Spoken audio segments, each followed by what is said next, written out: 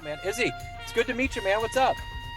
Yes, yes. Nice to meet you. Thank you for reaching out. I had just found out the other day on Podmatch my guest profile was invisible, and then made it visible, and then I started getting hit up because I was wondering like, why is nobody reaching out? And then I was like, oh, that's why. And then it's an avalanche.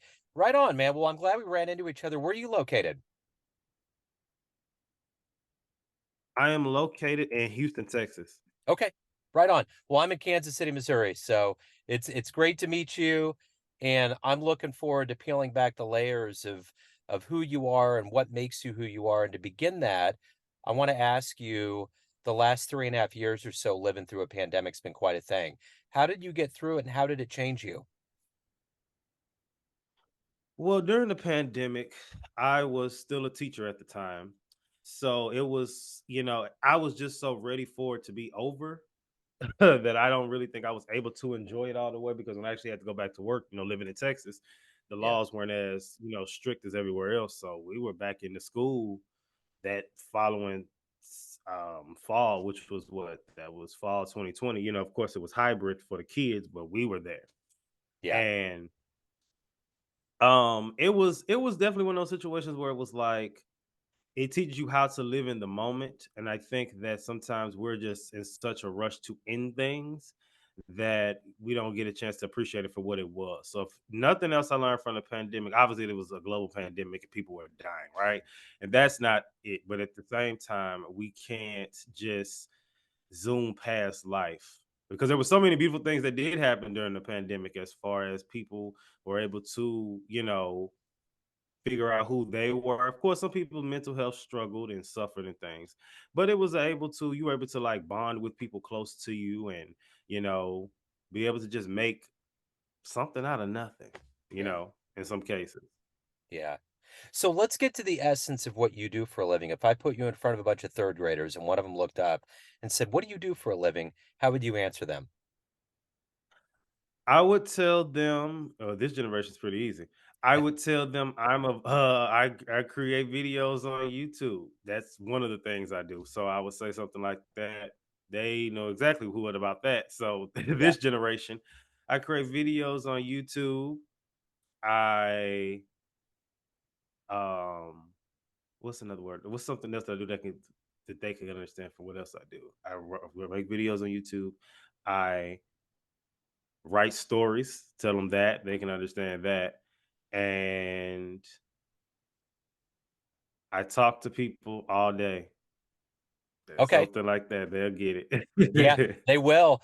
Let's take you back to the third grade. What did you want to be when you grew up? What was your dream? Well, I actually wanted to be a comedian. So, I of course, it was the I had that was like my secret fantasy because I had like three jobs I wanted to do.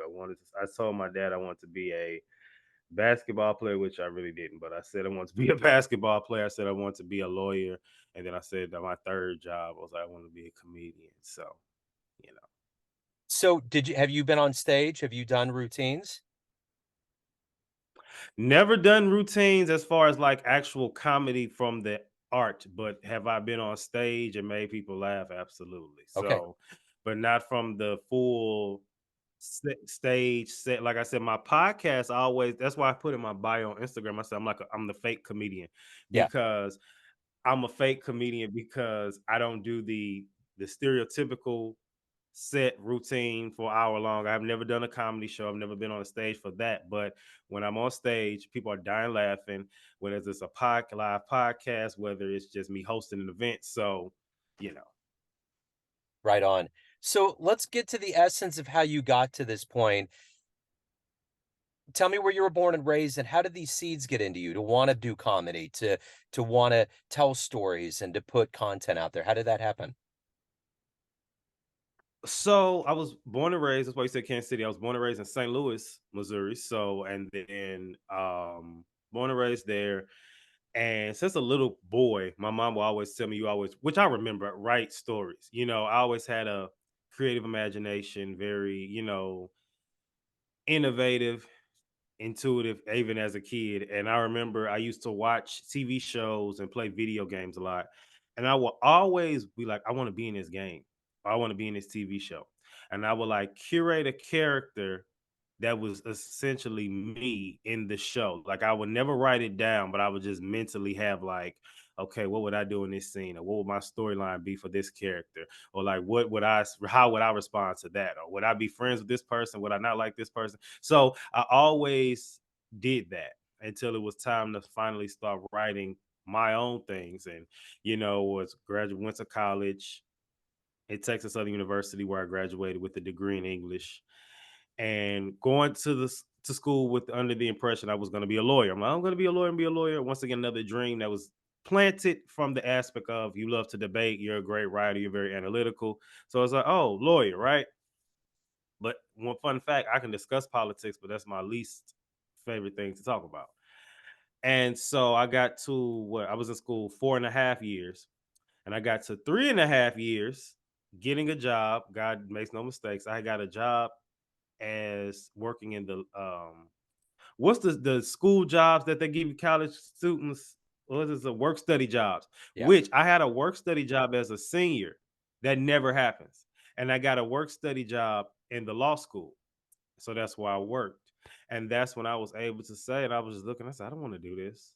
I don't want to do this. So ended up graduating, had got a job, ended up losing the job, was without a job for a long period of time.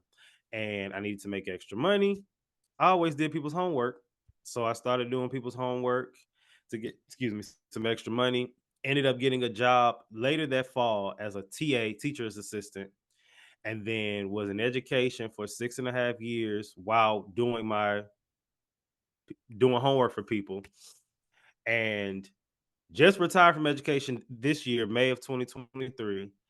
And I made my put my ghostwriting service, P.S.A the Ghostwriting Solution, as an LLC, which again started from just doing homework for people, which turned into resumes, cover letters, anything articles, website bios, all that. But now, recently, as of now, just curated a premium package for those in the wellness, mental health, health and fitness, that space for podcasters, but really it could, if you want the services, we can make it work. But for podcasters who I would do their, I do their, which I have like my prices, but ghostwriting their content as far as their social media, as far as getting their notes together for their podcast, doing the research, the statistics, all their data, trying to help that person get their voice together.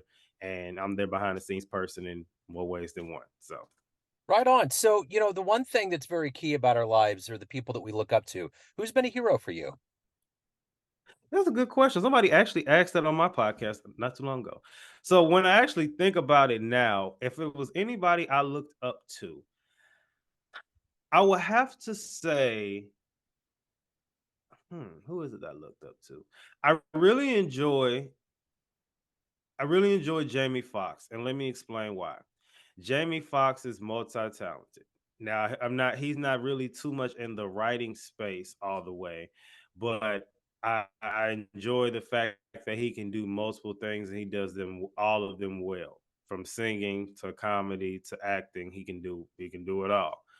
I really like his work and I like, what he does. And then I would have to say, just based on the consistency of their writing, I would have to say Tyler Perry because he has written so many things, and I like the fact that he owns everything that he does, and he's the writer, director, and producer from pretty much everything. And it's like, do you even let people help you out? You know what I mean? But I just like the fact that people like that they take their work seriously, and they're all about you know making sure voices are heard in more ways than one.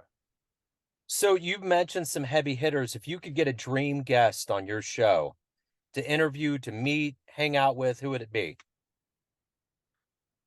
I have so many. I actually have a list of people that I want to have on my show. I would have to say those two for sure. But if I had to pick anybody right now that I would love to just have on my show, it would have to be Dave Chappelle. That's actually another hero of mine for Dave Chappelle. Yeah. And I say Dave Chappelle because He's someone who's incredibly smart. Not smart, he's intelligent, he's brilliant, Yeah. and he's also hysterical. And it's very rare you can meet a person who can do both. It's very rare, and they're as smart as they are. They're as funny. It's usually if they're if they're funny. Most cases they're funny, and it's like they're not dumb, but they're not necessarily smart. And sometimes they're dumb too. And then if they're like incredibly smart, a lot of times they're like a prude. So Yeah. Yeah, I still remember when Chappelle was on late night TV before he had a show back in the '90s, and he was just a comedian, and I was like, "Man, this dude, he's off the charts." He was a rare specimen, you just didn't see that, and that was well articulated. Just the combination of I mean, he would just make you laugh out loud, but it was all rooted yeah, in an intellect that was deep, and he's always been that guy. You know what I like about him is he still lives in Ohio. He could be in LA, he could be anywhere in the world, but he still has his roots. He still wants to lay low. He wants to be, where it all came from. And I've always admired that about him. yeah, So, I mean, because he could be somewhere sunny. He doesn't have to be in the cold. He can go wherever he wants. So, right. No, um, for sure. but so let me ask you this. What is the motivator for you? What gets you out of bed every day? What gets you to be you? What gets you to create content and push yourself every day? Well, first and foremost, I always have to give glory to God. That's the first one. But, I'm just thankful to be in this position because I do feel like, God kind of gave me the push to go into entrepreneurship. And so now it's like I got to get out of bed because I got to get some money. When you were a teacher and of course, you had the ghostwriting service and the podcast and stuff. But, you always knew I'm getting paid on this day. You know what I'm saying? Oh, no, I'm going to get a check. Or if I overspend, it's okay. Because guess what? I get a check on this day. So it's cool. So now it's about being able to budget and make sure everything goes how it's supposed to, and that doesn't always happen. But as far as content, especially when it comes to the podcast, because that's the main form of content that I do create, of course, with my other things. But with the podcast, it's for people like me. When I really dialed and niched down my podcast target audience, when I finally thought about it, I'm like, I'm talking to people like me, the people who are young, mental health conscious millennial men who, struggle making healthy decisions, who feel like the outlier in their group. You know what I mean? I don't know too many of my friends who are going on, 6 to 6 fast, and I don't know too many of my friends who are waking up at 5 o'clock in the morning. Not really any of them are at the point of, have transitioned to full entrepreneurship like I have. Not too many of them I, watch produce content as much as I do weekly. Some of them will start and stop. Some of them will drop some here and there. Some of them never done it. They just talk about it. So I wanted a podcast for people. Well, now, of course, that wasn't how I started, but for people like myself who feel that way, who want to have these open discussions. And because I am my target audience, the narrative for my show is I'm seeking out, because it's an interview based podcast, and I'm seeking out the expert in that topic and bring them on, whether there's navigating career transitions, health and fitness, mental health conversations, why are we gaining weight so bad this generation. Like, my mom made the joke. I had said a lot of, my friends, because I'm 29, and a lot of people, my friends, were getting bigger, around 25, 26. And my mom made the joke. She said, well, y'all are too young for that. It usually don't hit to 35, but the food is much more different than it was when y'all were younger and y'all were coming up. So that grown man and grown woman weight is hitting people a lot Yeah. quicker. So, you know, Yeah, it certainly is. So you've created a lot of content. What's been one of the best fan letters you've ever gotten? I like to hear when people have told me, when I hear, I don't know what it is about your content, but it's like you're speaking directly to what I'm going to at the moment.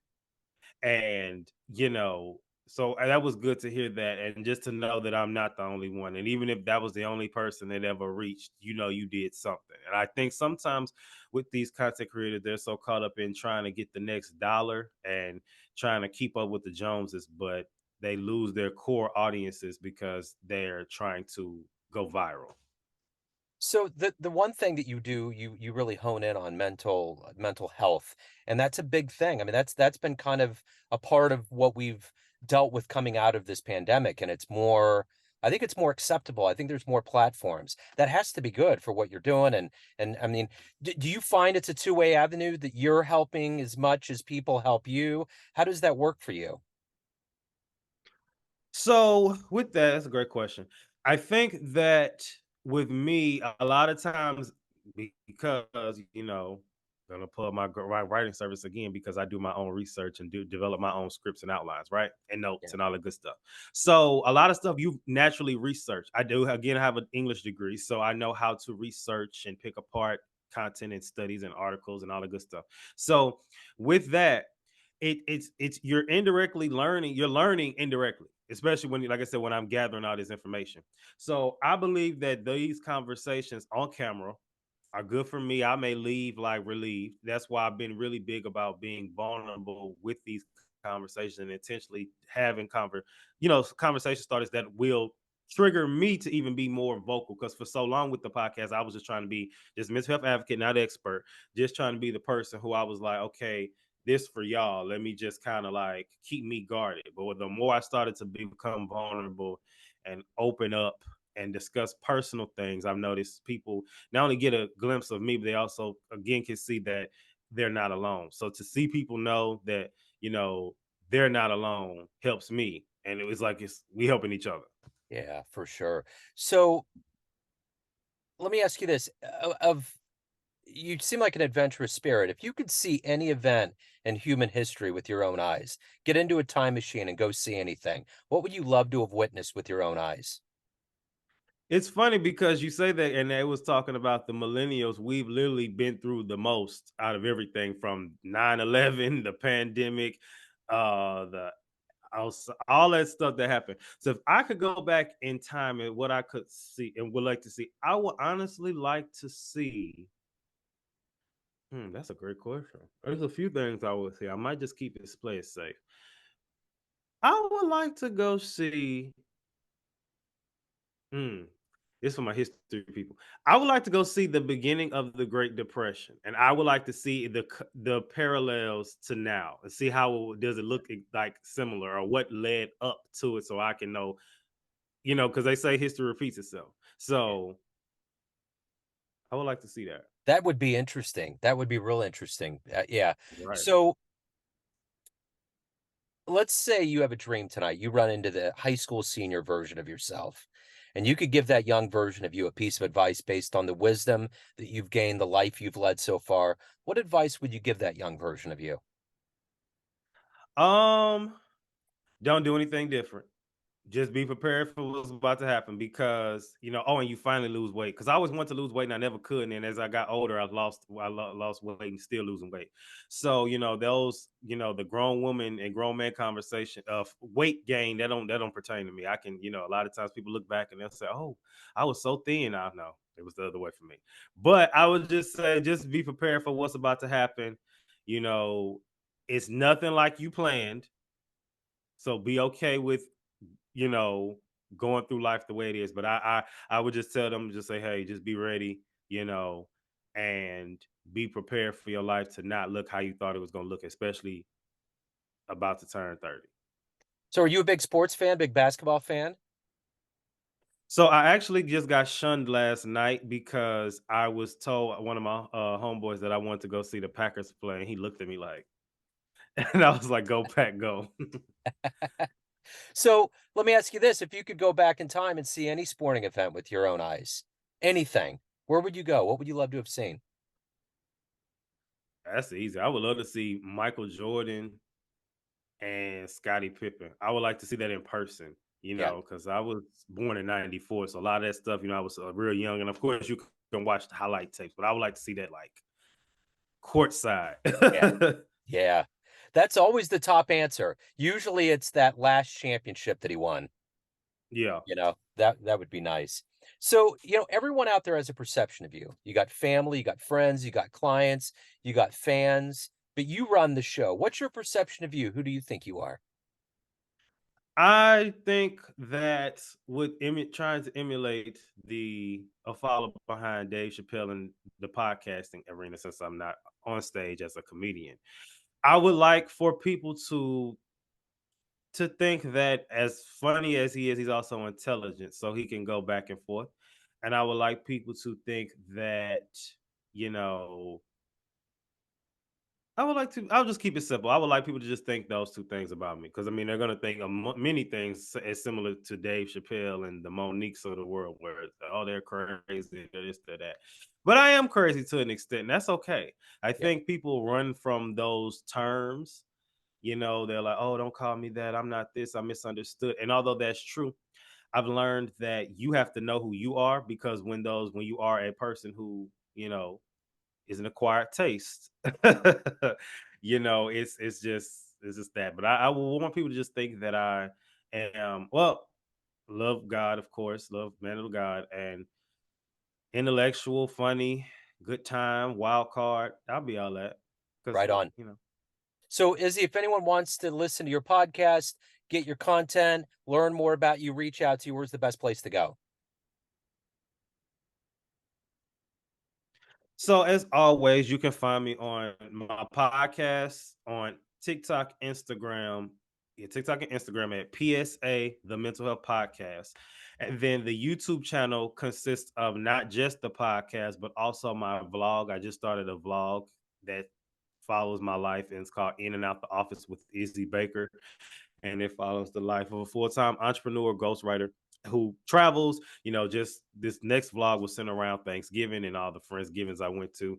And also I have POVs on my YouTube channel that are funny, taking clips from different things, and just, that's a satire kind of style of humor that I have. So that's on YouTube, and that's underscore Izzy Bake Oven. So not Easy Bake, Izzy Bake, because of my name.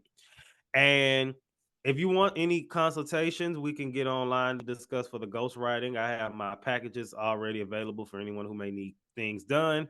And if you feel like, well, I'm someone in the wellness space and I'm not necessarily a podcaster, but I would like some services, reach out. We can curate something for you, and you can reach out there if you one of those obviously social media platforms. But if you just want to come directly to the email, that's the prodigy perspective at gmail.com. So prodigy, so THEPRODIGY, and then perspective, PRSPECTIVE at gmail.com. Right on. Izzy Baker, man, thank you so much for your time. Thank you for your story. Keep on moving and grooving, man. I appreciate it. Thank you. Take care.